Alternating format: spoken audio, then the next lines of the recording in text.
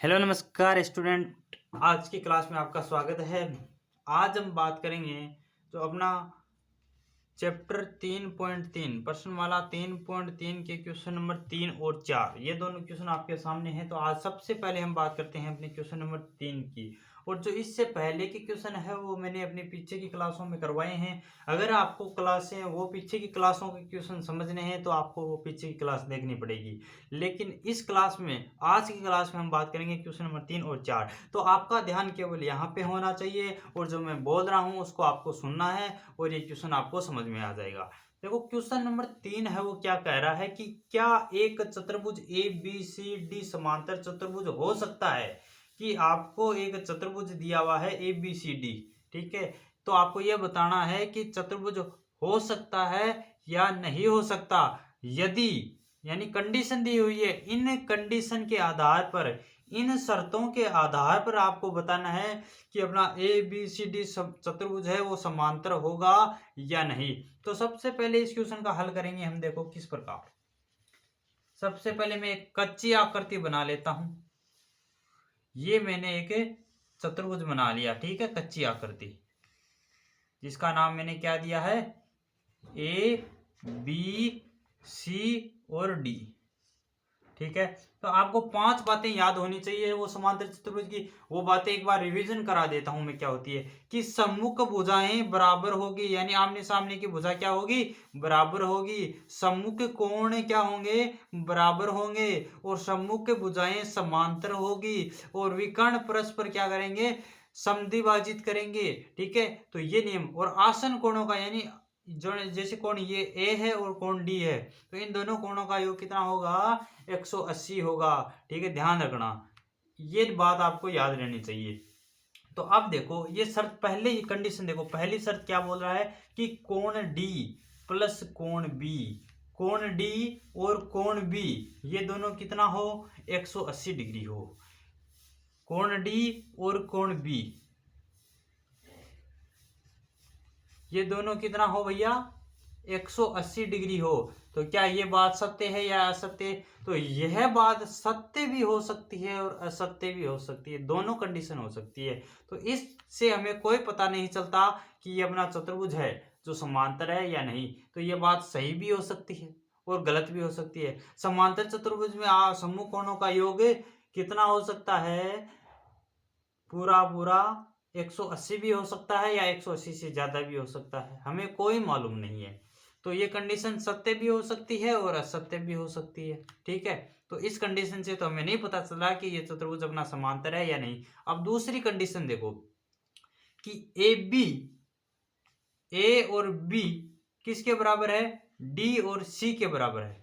और दोनों कितनी है, 8 सेमी, 8 सेमी ये है और 8 सेमी ये है। तो भैया ये बात तो प्रूफ हो कर रही है कि ए बी डी सी के बराबर है, मतलब समांतर चतुर्भुज में ये दोनों बराबर होंगी, क्योंकि आमने सामने की भुजा है, बराबर होगी। तो चलो ये बात भी सिद्ध, ये बात तो सिद्ध कर रही है कि ये अपना क्या है, समांतर चतुर्भुज है। अभी तक तो अपने पास कोई दिक्कत नहीं आ रही। अब ये देखो ए डी कितना है, 4 सेमी, यानी ए और डी कितना है, 4 सेमी। और बी और सी, बी और सी कितना है, 4.4 सेमी। अब ये बात अपने दिक्कत कर रही है। क्या दिक्कत कर रही है कि जो ये 4 सेमी और ये कितना है, 4.4 सेमी, ये कितना है, 4 सेमी और ये 4.4 सेमी। तो ये समांतर चतुर्भुज नहीं हो सकता, क्योंकि समांतर चतुर्भुज में सम्मुख भुजाएं क्या होती है, बराबर होती है। तो सम्मुख भुजाएं बराबर होती है। और यहाँ पे आपको प्रश्न में ये मान, दोनों का मान अलग अलग दिया हुआ है, इसलिए ये भुजा क्या, ये जो चतुर्भुज है वो समांतर चतुर्भुज नहीं हो सकता। तो आप यहाँ से लिख सकते हो, अतः शर्त 2 के अनुसार, अनुसार ए डी 4 सेमी व बी सी कितना है, 4.4 सेमी है, जो कि एक समांतर समांतर चतुर्भुज में संभव नहीं है। ठीक है, कि ए डी कितनी है 4 सेमी और बी सी कितनी है 4.4 सेमी, ये आपको शर्त नंबर 2 में दिया हुआ है, लेकिन ये समांतर चतुर्भुज में संभव नहीं है। इसलिए ए बी सी डी एक समांतर चतुर्भुज नहीं है। ठीक है, आपको ये कंडीशन नंबर 3 पूछ ली जाए, मान लो कि आपको ये कंडीशन इसमें लागू है या नहीं। मान लो ये तो हमने कंडीशन नंबर 2 से बता दिया, अब कंडीशन नंबर 3 देखो। ए कितना डिग्री है 70 डिग्री है, कोण सी कितना है 65 डिग्री है, कोण ए कितना है 70 और कोण सी कितना है 65 डिग्री है। क्या ऐसा संभव है? तो ऐसा संभव नहीं हो सकता। पहली और तीसरी शर्त की तुलना करो कि दोनों कोणों का योग कितना है 180, तो फिर इन दोनों कोणों का योग भी कितना होना चाहिए, कोण ए और कोण सी का भी कितना होना चाहिए 180 होना चाहिए। अगर समांतर चतुर्भुज है तो दोनों कोणों का योग कितना होना चाहिए था 180। लेकिन आपको ये समझ में नहीं आ रहा तो इसको समझने की जरूरत नहीं है, आपको अपनी शर्त 2 से देखो। शर्त 2 से कि सम्मुख भुजाएं, ये दोनों कौन सी भुजाएं हैं, सम्मुख भुजाएं हैं, और सम्मुख भुजा क्या होनी चाहिए, बराबर होनी चाहिए। लेकिन इसमें क्या बोला है कि ए डी 4 सेमी है, बी सी कितनी है 4.4 सेमी है, दोनों बराबर नहीं दी हुई। और बराबर नहीं दी हुई इसका मतलब क्या है कि ये चतुर्भुज है, ये जो अपना चतुर्भुज ए बी सी डी चतुर्भुज है वो समांतर चतुर्भुज नहीं है।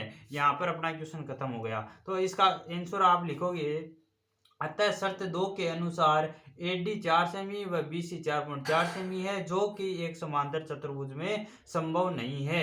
इसलिए ए बी सी डी एक समांतर चतुर्भुज नहीं है। यहाँ पे अपना क्वेश्चन नंबर 3 है वो क्या हो चुका है, समाप्त हो चुका है। अब हम बात करेंगे अपने क्वेश्चन नंबर 4 की। ठीक है, अब हम कौन से क्वेश्चन की बात करेंगे, क्वेश्चन नंबर 4।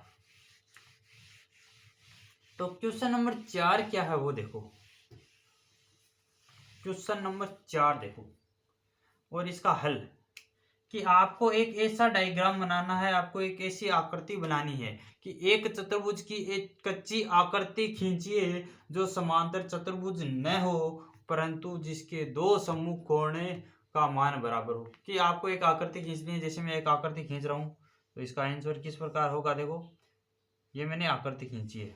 ठीक है, ये आकृति मैंने खींची, ये अपना क्या है, एक चतुर्भुज है, इसका नाम है ए बी सी और डी देते देता हूं। ये भुजा इस भुजा के बराबर है, ठीक है, और ये भुजा इस भुजा के बराबर है। ठीक है, ये मैंने एक आकृति खींच ली।